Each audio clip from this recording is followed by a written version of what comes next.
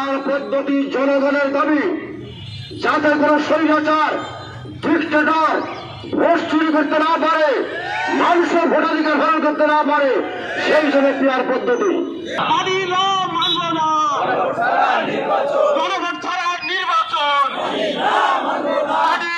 মানব না, হতে দেওয়া হবে না, এই বাংলা হবে না, তাগুতের আটদলীয় ঐক্যজোট জিন্দাবাদ জিন্দাবাদ, আলেম ওলামা যেখানে এই আলু না কোনো ভোট, এই আলু না কোনো ভোট, নির্বাচন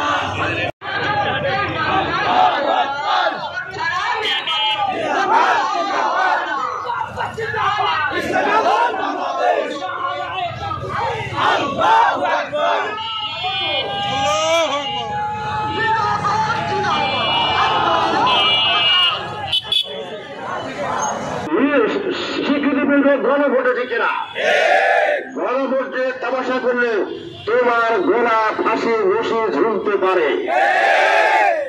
ভাই সব, বাংলাদেশের জনগণের দাবি পিয়ার পদ্ধতি। কার সাথে পরামর্শ করে পিয়ার পদ্ধতিকে দুই ভাগ করে তামাশা করা শুরু করছো? পিয়ার পদ্ধতি জনগণের দাবি, যাতে কোনো স্বৈরাচার ডিক্টেটর ভোট চুরি করতে না পারে, মানুষের ভোটাধিকার হরণ করতে না পারে, সেই জন্য পিয়ার পদ্ধতি। সুতরাং ষড়যন্ত্রকারীদের সাথে পরামর্শ করে জাতির সাথে গাদ্দারি করলে তুমি কেয়ারটেকার সরকার, তোমাকে চরম মূল্য দিতে হবে। ভাই সব, আমাদের দাবি লেভেল প্লেইং ফিল্ড, নির্বাচনের পরিবেশ চাই। এদেশের সাধারণ জনগণ ভোট চোর, দুর্নীতিবাজ, লুটেরাদের পছন্দ করে না, কিন্তু লেভেল প্লেইং ফিল্ড না হলে ওই দুর্নীতিবাজ লুটেরা ভোট কেন্দ্র দখল করে চাঁদাবাজি করে ভোট কিনে তারা ক্ষমতায় গিয়ে জনগণের উপর তারা ছড়ি ঘুরাবে। এই জন্য আমাদের যৌক্তিক দাবিগুলো মেনে নিয়ে অবিলম্বে আগের জুলাই সনদ এর জন্য গণভোট দিতে হবে, তারপরে হবে তোমাদের জাতীয় সংসদ নির্বাচন।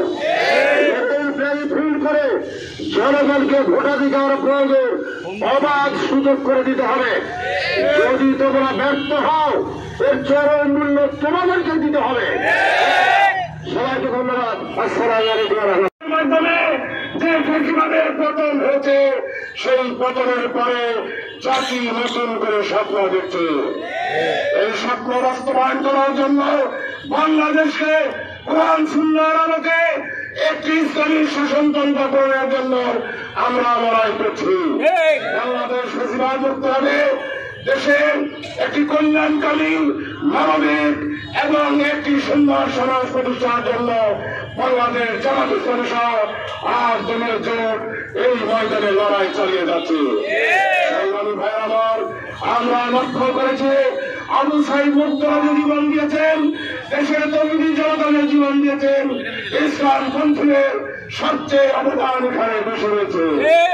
সংগ্রামী ভাই আমার, আপনারা লক্ষ্য করেছেন যারা বলেছে যে আমরা ওই আন্দোলনের মধ্যে নাই, ওটা ছাত্রদের আন্দোলন, তারাই আজকে আন্দোলনের পিছনে চিন্তাবোধ করে এই আন্দোলনকে থামিয়ে দেওয়ার তারা চেষ্টা করেছে।